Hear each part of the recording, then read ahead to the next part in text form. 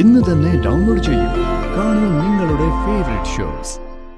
പപ്പിമോളെ, ഈ അച്ഛമ്മയുടെ ദേഷ്യമൊന്നും തോന്നല്ലേ? രണ്ടുപേരെയും അച്ഛമ്മ അച്ഛമ്മയുടെ കണ്ണിലെ കൃഷ്ണമണി പോലെ നോക്കിക്കോളാം. എന്തിനായിരുന്നു ഈ പാപമല്ല എന്റെ തലയിൽ കൊണ്ടിട്ടതെന്ന് എനിക്കെന്റെ മകനോട് ചോദിക്കണമെന്നുണ്ട്. നിങ്ങളുടെ അച്ഛനോട്.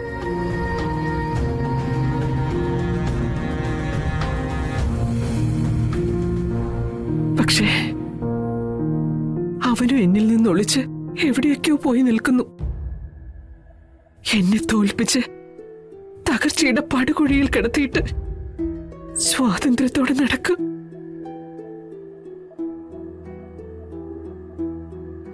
നടക്കട്ടെ. എന്റെ മക്കളെ സത്യങ്ങൾ അറിഞ്ഞ് സ്നേഹിക്കാനും കൊഞ്ചിക്കാനും ഈ അച്ഛമ്മയ്ക്ക് കിട്ടിയിരിക്കുന്നത് ഈ പ്രായത്തില്. കുഴപ്പമില്ലേ അച്ഛമ്മയ്ക്ക്? ഇതുവരെ മക്കളെ പരിഗണിക്കാതെ പോയതിന്റെ സങ്കടം മുഴുവൻ ഇനി അച്ഛമ്മ പരിഹരിച്ച് എന്റെ മക്കളെ സ്നേഹിക്കും, കൊഞ്ചിക്കും.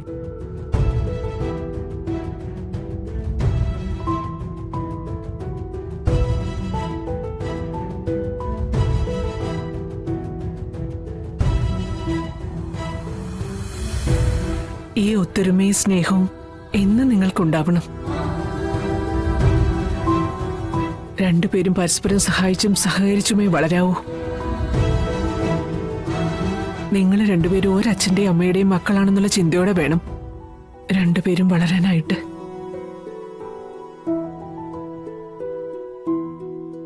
ഒരാൾക്കൊരാളെന്നും തുണയാവണം.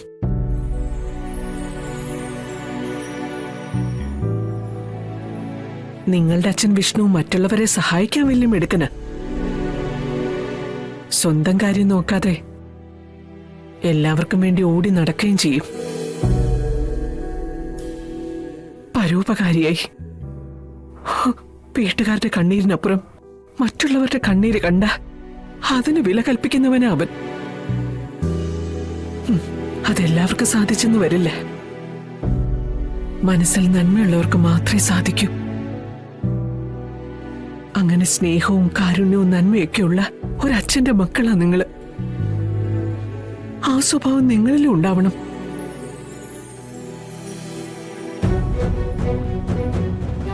അങ്ങനെ ആർക്കോ വേണ്ടി കുടുംബം മറന്ന് ഓടി നടക്കുക നിങ്ങളുടെ അച്ഛൻ ഇപ്പോ. എല്ലാം കഴിഞ്ഞ് ഇങ്ങ് വരട്ടെ. ഞാൻ ചോദിക്കുന്നുണ്ട്, എന്റെ തങ്കക്കുടം പോലെയുള്ള കൊച്ചുമക്കളെ ഇത്രയും കാലം എന്നിൽ നിന്ന് മാറ്റി നിർത്തിയത് എന്തിനാണെന്ന്. അതെന്തിന്റെ പേരിലാണെങ്കിലും നല്ല അടി വെച്ചു കൊടുക്കും ഞാൻ നിങ്ങളുടെ അച്ഛന്. എന്റെ മക്കളെ കണ്ടോ അത്?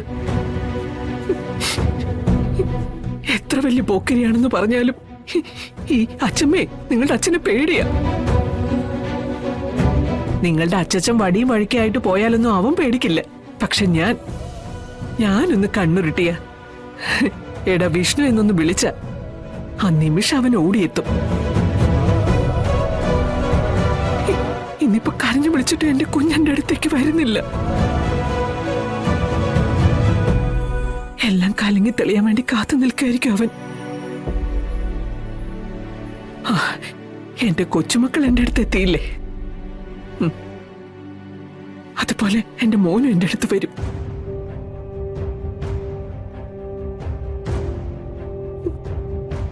അല്ലെങ്കിൽ ഈ തങ്കക്കുടങ്ങളെ വിട്ടിട്ട് അവൻ എവിടെ പോവാനാ?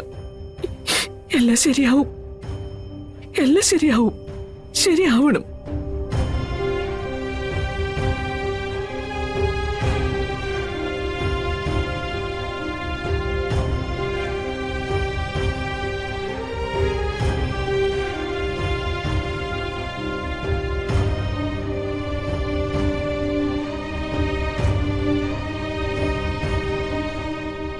പപ്പിമോളെ, ഈ അച്ഛമ്മയുടെ ദേഷ്യമൊന്നും തോന്നല്ലേ?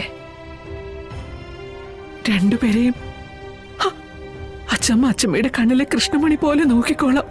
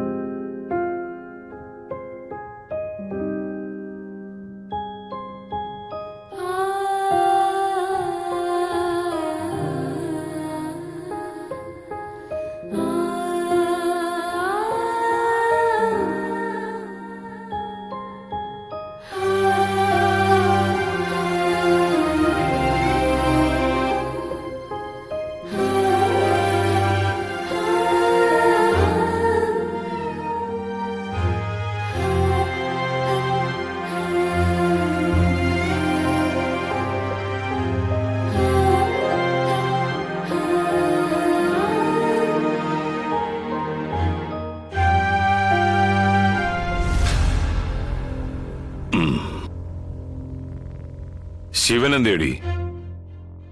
മുറിയിലുണ്ട്. അവനെ ഇങ്ങനെ വിട്ടാ പറ്റില്ല. എപ്പോഴും ഒരേ ഇരിപ്പാ. പുറത്തേക്കൊക്കെ ഒന്ന് ഇറക്കണം. കുറച്ചു ദിവസം കൂടി ഒന്ന് കഴിയട്ടെ. ഹോസ്പിറ്റലിൽ നിന്ന് വന്നതിന്റെ ക്ഷീണമൊക്കെ ഒന്ന് മാറട്ടെ. അവൻ ചെയ്യേണ്ട എക്സർസൈസുകളൊക്കെ ഡോക്ടർ തന്നെ അവന് പറഞ്ഞു കൊടുത്തിട്ടുണ്ട്. അതൊക്കെ കൃത്യമായിട്ട് ചെയ്താലേ യാതൊരു കുഴപ്പവും കൂടാതെ ജീവിതം മുന്നോട്ട് കൊണ്ടുപോകാൻ പറ്റൂ. നീ ഈ വക കാര്യങ്ങളിലാണ് ശ്രദ്ധിക്കേണ്ടത്. അവനെ കൊണ്ട് കൃത്യമായിട്ട് എക്സർസൈസ് ചെയ്യിക്കണം. മഹിട്ടാ, അത് ഞാൻ... എന്താ എന്നെ ചുറ്റിയാണ് ബഹളം? അതെ, നീ കൃത്യമായിട്ട് എക്സർസൈസ് ഒക്കെ ചെയ്യുന്നുണ്ടോ എന്ന് ചോദിക്കായിരുന്നു. അത് അമ്മയോടാണോ ചോദിക്കുന്നത്? എന്നോടല്ലേ? ഡോക്ടർ എന്നോട് ചോദിക്കും, അതാ ഞാൻ പറഞ്ഞത്.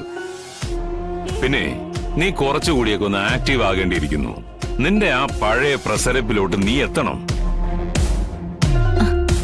അച്ഛാ, ലാസർ വന്നിട്ടുണ്ട്.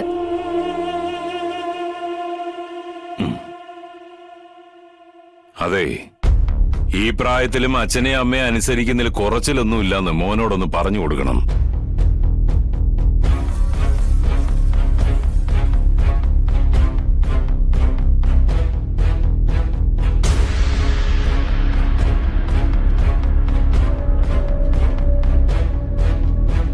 സാർ അന്വേഷിച്ചു പറഞ്ഞു. വില പിടിപ്പുള്ള ഒരു മരം, അത് ഈട്ടിയോ മാഞ്ചിയമോ എന്തോ ആയിക്കോട്ടെ, നമ്മുടെ വീടിന് ദോഷമായിട്ട് വന്നാൽ നമ്മൾ എന്താ ചെയ്യാ? ആ മരം അങ്ങ് വെട്ടും. എന്നാ പിന്നെ നിന്നെ അതിനു വേണ്ടിയിട്ട് തന്നെയാ ഞാൻ വിളിച്ചത്.